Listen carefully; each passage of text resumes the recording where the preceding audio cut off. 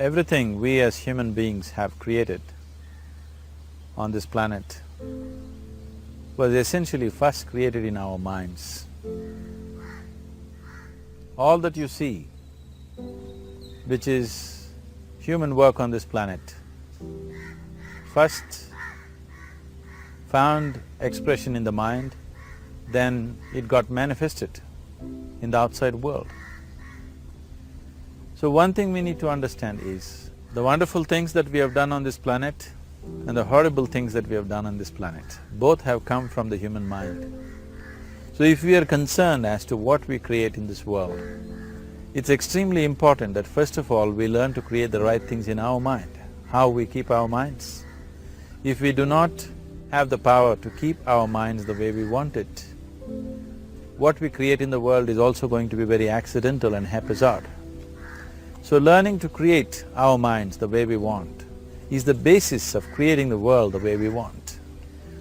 There is a wonderful story in the yogic lore. On a certain day, a man took a walk. He went for a long walk. Accidentally, unawares, he walked into paradise. Fortunate, isn't he? He just took a walk and he landed up in paradise.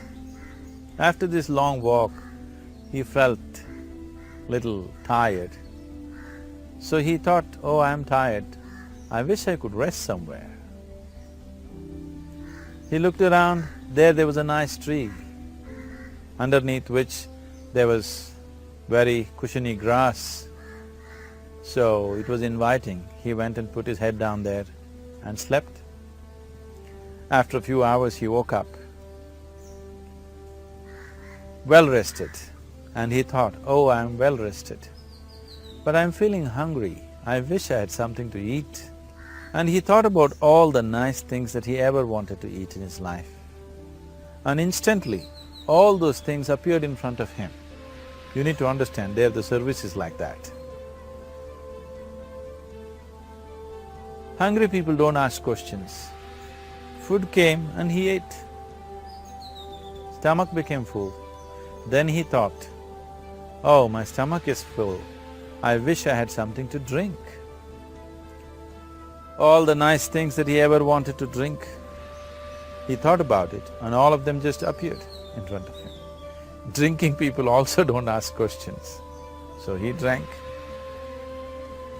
Now with a little bit of alcohol in him, you know Charles Darwin told you, all of you are monkeys, your tail fell away. Not me, Charles Darwin told you that you were all monkeys and your tail fell away and then you became human. Yes, definitely the tail fell away, but the monkey… In yoga, we always refer to an unestablished mind as markata, which means a monkey. Why we are referring to the mind as a monkey is, what are the qualities of a monkey?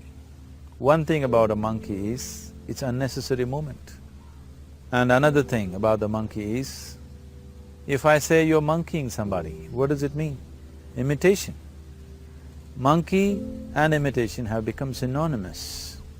So these two essential qualities of a monkey are very much the qualities of an unestablished mind.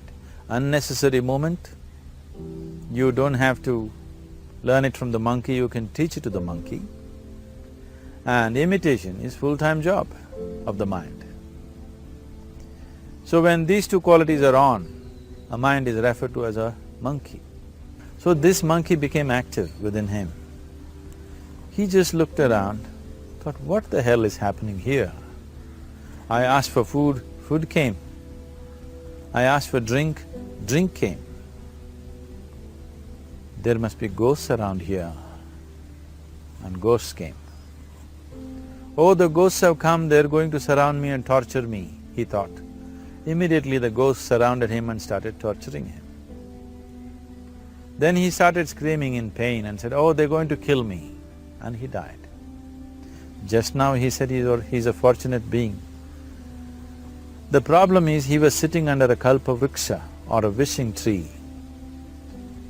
He asked for food, food came, he asked for drink, drink came, he asked for ghost, ghost came, he asked for torture, torture came, he asked for death, death happened. Now don't go looking for these kalpavrukshas in the forest. You can barely find a tree these days. A well-established mind, a mind which is in a state of samyukti, is referred to as a kalpavriksha. If you organize your mind to a certain level of organization, it in turn organizes the whole system. Your body, your emotion, your energies, everything gets organized in that direction. Once all these four dimensions of you, your physical body, your mind, your emotion and the fundamental life energies are organized in one direction, once you are like this, anything that you wish happens without even lifting a little finger actually. It would help to assist it with activity, but even without doing any activity, you can still manifest what you want if you organize these four dimensions in one direction and keep it unwavering in that direction for a certain period of time. Right now the problem with your mind is, every moment it is changing its direction. It is like you want to travel somewhere and every 2 steps if you keep changing your direction, the question of you reaching the destination is very remote unless it happens by chance. So, organizing our minds and in turn organizing the whole system and these 4 basic dimensions of who you are right now in one direction, if you do this, you are a kalpavruksha yourself. Anything that you wish will happen. But right now, if you look at your lives, everything that you have wished for till now, if it happens, you have finished. Everything and everybody that you have desired for, if all of that lands up in your house today, could you live with that? So if you want to become empowered, it is also important that you become responsible as to what you ask for and what you don't. Right now the world's situation is just this, we are hugely empowered with technology. Today it doesn't take six billion people to destroy this planet. One man by pressing the wrong button can destroy the whole planet. When we are empowered like this, it's very important that our physical action, emotional action, mental action and energy actions are controlled and properly directed. If it is not so, we become destructive, self-destructive. Right now, that is our problem. The technology, which is supposed to make our life beautiful and easy, has become the source of all the problem that we are destroying the very basis of our life, which is the planet. So what should have been a boon, we are making a curse out of it. What has brought incredible levels of comfort and convenience to us in the last 100 years or so has also become a threat to our life simply because we are not conscious action, we are in a compulsive state of action. So organizing our minds fundamentally means moving from a compulsive state of activity to a conscious state of activity. You might have heard of people for whom they asked for something and beyond all expectations it came true for them. Generally this happens to people who are in faith. Now, let's say you want to build a house. If you start thinking, oh, I want to build a house. To build a house I need 50 lakhs, but I have only 50 rupees in my pocket. Not possible, not possible, not possible. The moment you say not possible, you are also saying I don't want it. So on one level you're creating a desire that you want something, on another level you're saying I don't want it. So in this conflict, it may not happen. Someone who has some faith in a god or in a temple or whatever, who is simple-minded. Faith works only for those people who are simple-minded. Thinking people, people who are too much thinking, for them it never works. A childlike person who has a simple faith in his god or his temple or whatever, he goes to the temple and says, Shiva, I want a house. I don't know how, you must make it for me. Now in his mind there are no negative thoughts. Will it happen? Will it not happen? Is it possible? Is it not possible? These things are completely removed by this simple act of faith. Now he believes Shiva will do it for him and it will happen. So is Shiva going to come and build your house? No, I want you to understand, God will not lift his little finger for you. what you refer to as God is the source of creation. As a creator, he has done a phenomenal job, there's no question about it. Could you think of a better creation than this? Is it in anybody's imagination to think anything better than what is there right now?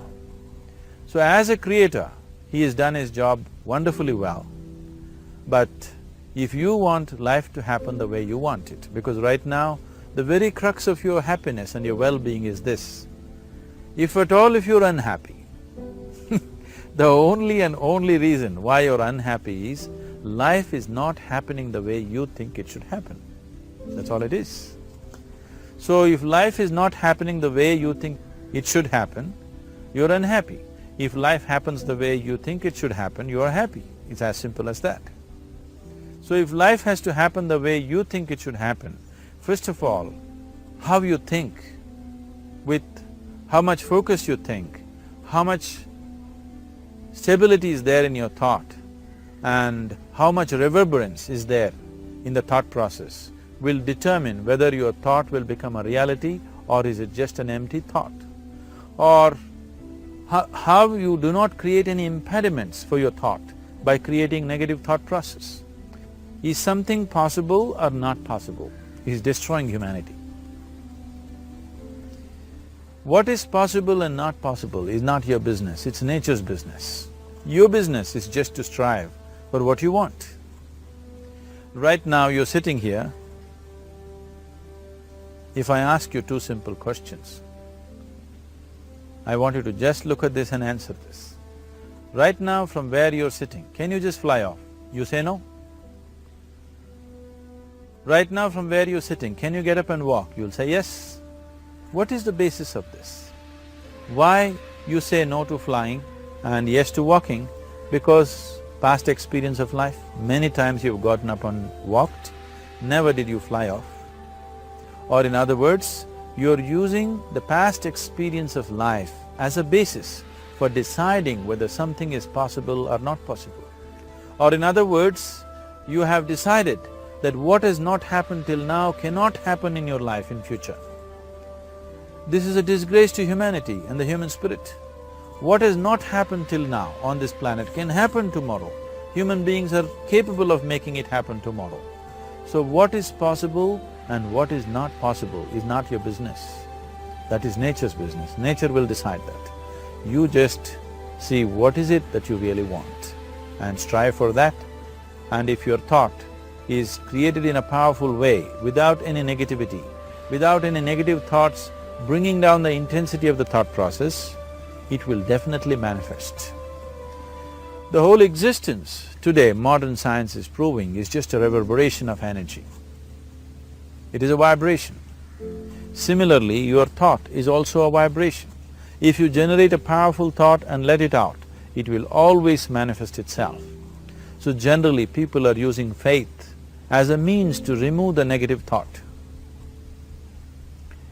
Today, once you have become thinking human beings, your faith is not too deep.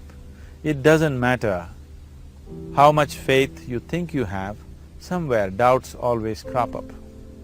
Right now, the way your minds are made, this moment, if God appears right here,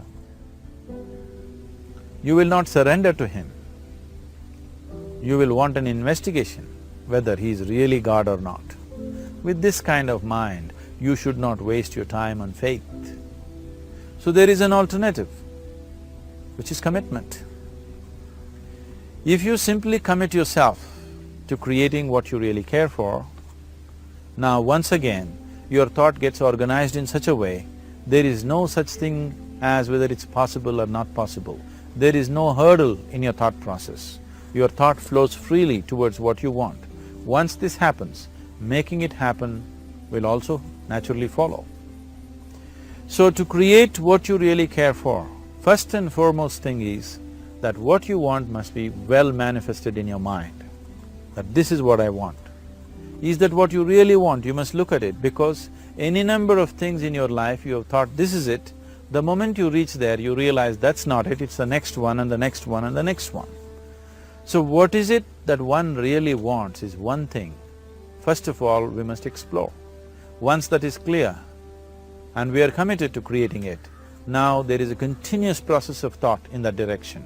Once you can maintain a steady stream of thought without changing direction, definitely this is going to happen in your life, or it will definitely manifest as a reality in your life. So, either you make this human form into a kalpa vriksha, or you make it into one big mess, which is happening all over.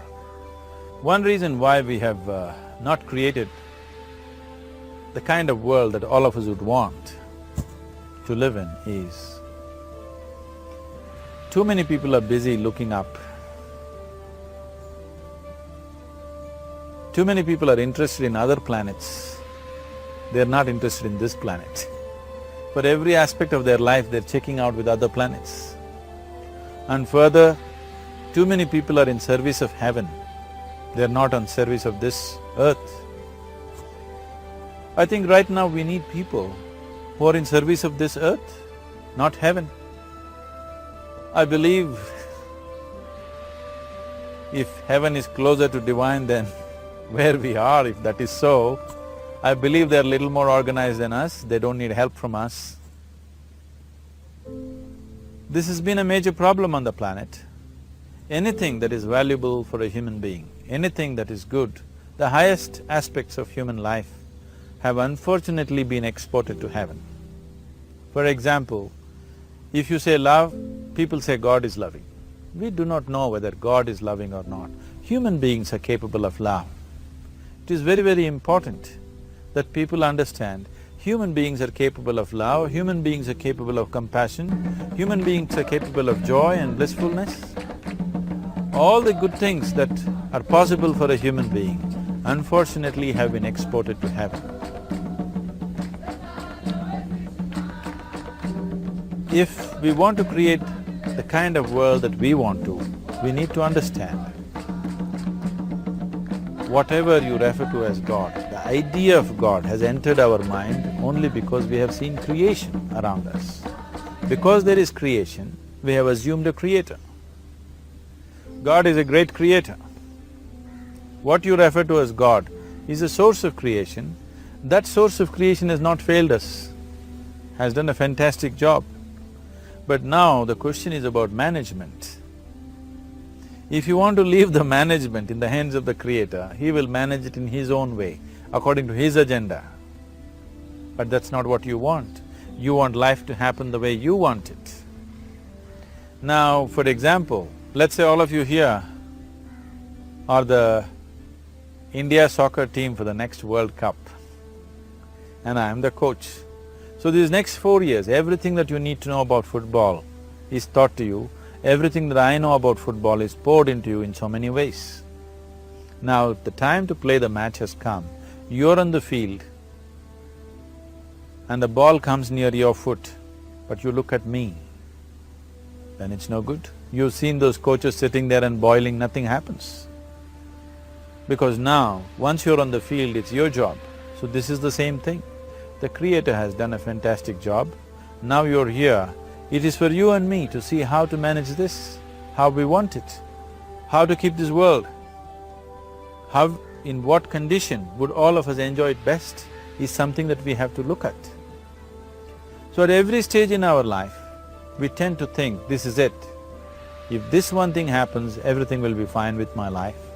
You reach there and you realize that's not it, and you postpone it to something else and something else. This is going on. The first and foremost thing is, you must be clear what is it that you really want. If you do not know what you want, the question of creating it doesn't arise. If you look at what you really want, what every human being wants is, he wants to live joyfully, he wants to live peacefully. In terms of its relationships, he wants it to be loving and affectionate. Or in other words, all that any human being is seeking for is pleasantness within himself, pleasantness around him. If this pleasantness, if it happens in our body, we call this health and pleasure. If it happens in our mind, we call this peace and joy. If it happens in our emotion, we call this love and compassion. if it happens in our energy, we call this blissfulness and ecstasy. This is all that a human being is looking for. Whether he is going to his office to work, he wants to make money, build a career, build a family, he sits in the bar, sits in the temple, he is still looking for the same thing. Pleasantness within, pleasantness around. If this is what we want to create, I think it's time we addressed it directly and commit ourselves to creating it. So you want to create yourself as a peaceful human being, joyful human being, loving human being, a pleasant human being on all levels. And do you also want a world like this? A peaceful world, a loving world, a joyful world? No, I want greenery, I want food. When we say a joyful world, that means everything that you want has happened. So this is all that you're looking for. So all that you need to do is commit yourself to creating it, to create a peaceful, joyful and loving world, both for yourself and everybody around you. Every day in the morning, if you start your day with this simple thought in your mind, that today, wherever I go, I will create a peaceful, loving and joyful world. If you fall down 100 times in the day, what does it matter? For a committed man, there is no such thing as failure. If you fall down 100 times, 100 lessons to be learnt. If you commit yourself like this to creating what you really care for, now your mind gets organized. Once your mind gets organized, the way you think is the way you feel, your emotion will get organized. Once your thought and emotion is organized, your energies will get organized in the same direction. Once your thought, emotion and energies are organized, your very body will get organized. Once all these four are organized in one direction, your ability to create and manifest what you want is phenomenal. You are the creator in many ways. Why I am saying you are the creator is, I want you to look at the nature of your life right now. If you eat a banana, in 4 hours' time, this banana becomes a human being. There is something within you, a life-creating process, a process which builds this body. The manufacturer of this body is within. You give him a banana, he makes a human being out of that banana. Transforming a banana into a human being is not a small thing, it is a phenomenon. It is just that this phenomena is happening within you unconsciously. If you could only consciously manifest this, making a banana into a human being, you are the creator. You are nothing less than that. As the theory of evolution goes, to make a monkey into a human being, it took millions of years.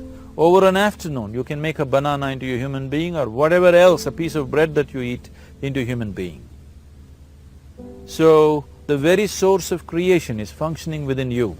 If you organize these four dimensions of mind, emotion, body and energy in one direction, the source of creation is with you.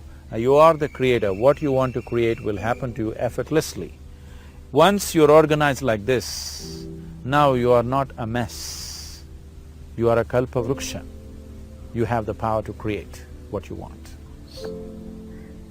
There are tools and technologies as to how to organize this system in such a way that instead of being a psychological mess, you can make yourself into a kalpa vruksha. This culture, these traditions, the whole technology of yoga is just about this, transforming yourself from being just a piece of creation to the creator himself. This is not in search of God, this is in search of becoming a God. This is not in search of divine, this is in search of becoming divine, because that which you call as divine, that which is the source of existence, is throbbing within you every moment of your life. Otherwise, a piece of bread cannot become a human being in the course of an afternoon. So, shifting from being just a piece of flesh and blood to becoming a creator, there is a whole science and technology for this. There are tools to make this happen. That which is the source of creation is functioning within you every moment of your life. It is just that, have you kept access to that dimension or not? Organizing the four basic elements of your life will give you that access. There are tools and technologies to do this. The whole science of yoga The whole technology that we refer to as yoga is just about this, transforming yourself from being just a piece of creation to become a creator.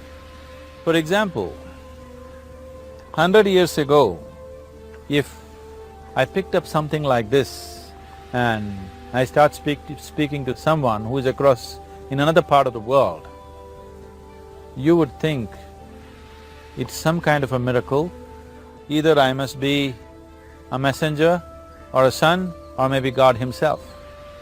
But today, this is just another gadget that every one of us carry and use. Today sitting here, without using this instrument, if I speak to someone in another part of the world, it is still a miracle for you. So, this instrument happened because of human mind wanting it to happen. 100 years ago, nobody thought this was possible, but today it is just a common thing. Similarly, many things which are not in our perception yet can be brought into our perception, and our ability to create our lives can be greatly enhanced. So first and foremost thing is to organize the mind and to organize your emotions, body and energy in that line. Once this happens, you are in touch with the fundamental life-creating process within you. Once you're in touch with it, once you're in excess of that power, you have the power to create. You have the power to create your life and your surroundings the way you want it. Because we have lost our power to create, we are making a mess out of ourselves and the world around us.